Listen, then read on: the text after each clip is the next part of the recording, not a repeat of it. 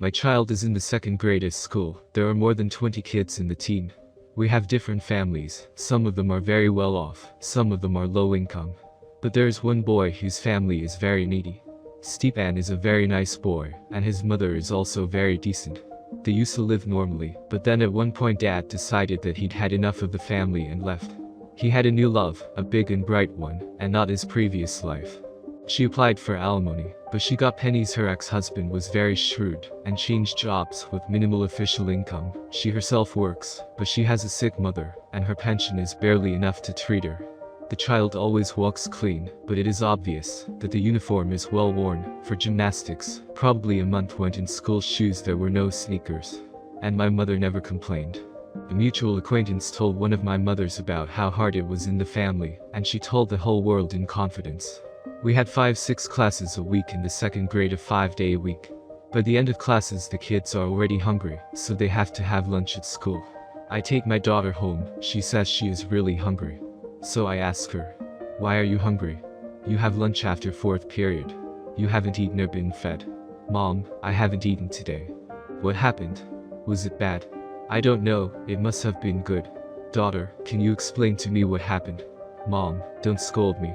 Stepashka's mom, that's how they call him, has no money for lunch. He finishes eating after us. And today in gym class all ran a date lunch, and I was late for lunch.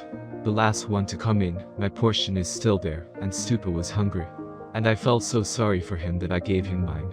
I just cried. On the one hand, of course, I am not happy that my child was left hungry. On the other hand, I am glad that I grew up with such a kind child. It means I am bringing him up right. A little time passes, we have a parent meeting. And so begins another bizarre station. Everyone gathers together to yell. The poor teacher does not know who to answer. Then one of the mothers raises the issue of food. She says she is not satisfied that her son finishes eating for children. They say his sight spoils the children's appetite, then begs for something.